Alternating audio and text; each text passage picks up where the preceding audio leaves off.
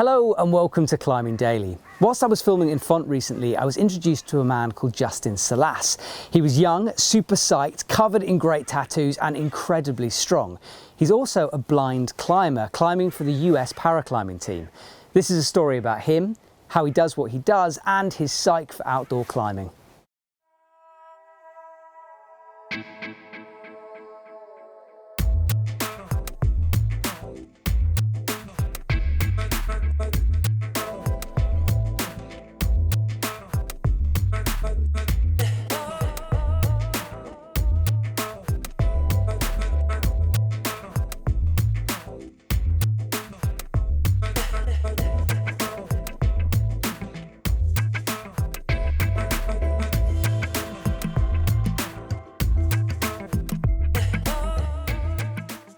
My name is Justin Salas. I am a paraclimber for the US national team. I compete in the B2 category, which is almost completely blind. And I just competed in Innsbruck for the 2018 Paraclimbing World Championships. So I started climbing, I think it was about almost 4 years ago. It'll be 4 years in February.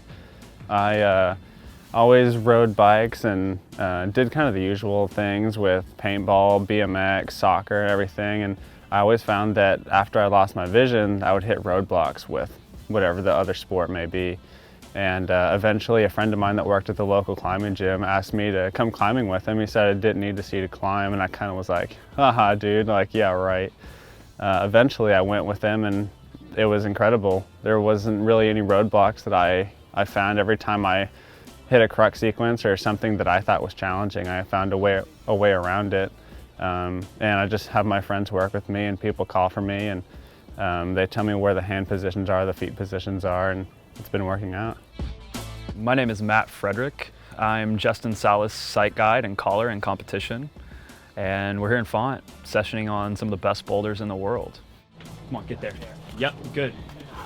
Being a caller, it involves me strategizing, route reading, understanding the movement, and then being able to effectively communicate that to my athlete or to other athletes. So in more, in, about 3 inches more.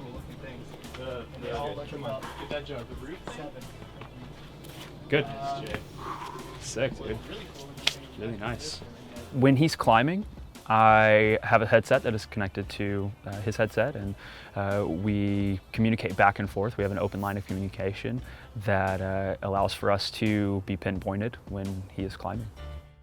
Yeah, so me and Matt, Matt being my sight guide, he was just somebody who worked at the gym. I walked in there and had a friend of mine. We wanted to learn how to top rope belay, and he started kind of explaining everything to us when we were sitting down in the class. And eventually I kind of stopped him and said, hold on a sec, I can't see anything you're doing here. Can you kind of articulate this in a different way? And he started laughing and was like, no way. Like, he didn't believe me at first, and so I explained everything to him, and he was really psyched to take on the challenge of teaching somebody with a visual impairment how to do this. And that relationship just kind of bloomed, and we just kept going outside together, started going on climbing trips. He kept inviting me for whatever reason. And eventually somebody suggested that I should try and compete. And we had such a good friendship prior to that it was really easy for us to just go straight into communicating while I was on the wall in competition. So as far as the trust that we've built together, there's been a lot of calling that's happened in the gym, in competition, as well as outside. We've climbed together a lot outside, and when the situation can be a little bit more dangerous or more risky, and calling becomes really important at that point. And in competition, there's a lot of pressure, for me to call well and to be on point, because I'm just as much competing for him as he is competing, for himself and for the team. So it's an integral role that I really take seriously. So this is a Wolverine 7C. It looks really hard. It suits my style, but the feet are horrible and all the hands are in the wrong direction. Come on, get Billy. Yeah, right hand out. I don't know if I have enough core. So you hit this slopey thing, kind of a jug, but it's pretty wide, shouldery. But you're going out of this nasty little 2-finger pocket thing. Bit of a crossel thing. So when you hit this, you've just got your feet smeared down here on this kicker section. You come into this elevator door, and then I don't know what to do from there, because then you have to go to the lip, and that's huge, and I can't see that. Yeah, trying to find the feet down here is interesting, because when I'm climbing outside, I may as well be completely blind. I can't see any of the little subtleties, any of the feet, any of the shapes or colors or anything. So I'm just like feeling around with my feet. It's pretty interesting. Being here in Font is one of the best things I think I could ask for is in terms of like technique and style while we're climbing. Oftentimes when I'm climbing, I have to pause in all these strange positions to feel around for the next foot or hand. But here in Fontainebleau, a lot of the positions are very bizarre and a lot of the holds are not as good as you'd like them to be. So I find that I'm pausing in positions I never would have been able to think of, you know, prior to being here in Fontainebleau. And so it's teaching me a lot about how to be more controlled on stone and use my feet more appropriately and all, you know, everything under the sun as far as that's concerned. And then just being outside in general is where my heart is definitely like, it's where my psyche is the highest. I love the indoor gyms, I love training, I'm a training advocate and like pretty obsessed about it, but coming outside and being involved in nature and having a good time with my friends is always the best. So what are you trying now, man? We don't quite know. Looks pretty cool. We got like a really bad undercling right here. Slopey little foot, little smear. And then where we're sitting here, down pull. Yeah. Crump and rail. Looks like you're gonna match it. You go to the lip. Just have a mantle. Looks cool.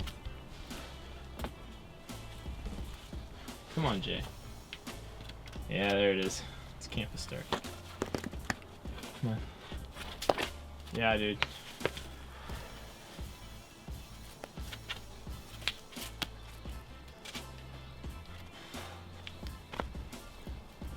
Nice.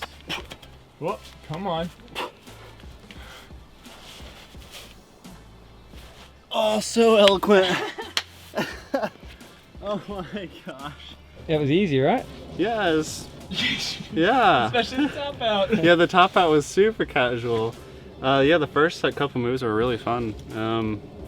It was kind of hard for me to find the right rail or the right crimp to go to on that rail, but it worked out. Yeah, the top out could have been more graceful. I'll probably do it again just to do it the proper way.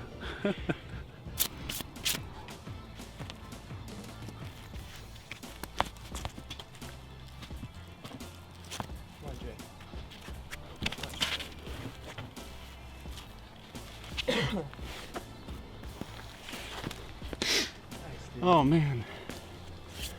Nice. Whew. The World Championships for me was, I guess, as any climber would be, it's like the end all, you know, it's the pinnacle of what your career could and should be. Not necessarily for everybody, not everyone's super psyched on competition climbing, but I know, you know, trying to make a name for myself that competition climbing would be one of the best platforms to do it on. And preparing for the Innsbruck World Championships this year was pretty outrageous. There was a lot of training, a lot of back and forth between me and Matt on our calling programs and things like that, and there was a lot of stress, I would say. I knew what it could mean to win it, and I felt like I had a good opportunity to do that. And so yeah, we spent probably the whole year training, not only on boulders but on ropes, and we would train up in Colorado in the mountains, you know, kind of endurance and overall fitness. And eventually we put it all together, and I wound up taking gold at my first World Championships, and it actually ended up being the first gold medal that the United States took at the entire event, which is pretty crazy. Cheers, Justin, and thank you, Matt, and congratulations on your gold medal. That's it for today. Thanks for watching, and I'll see you soon.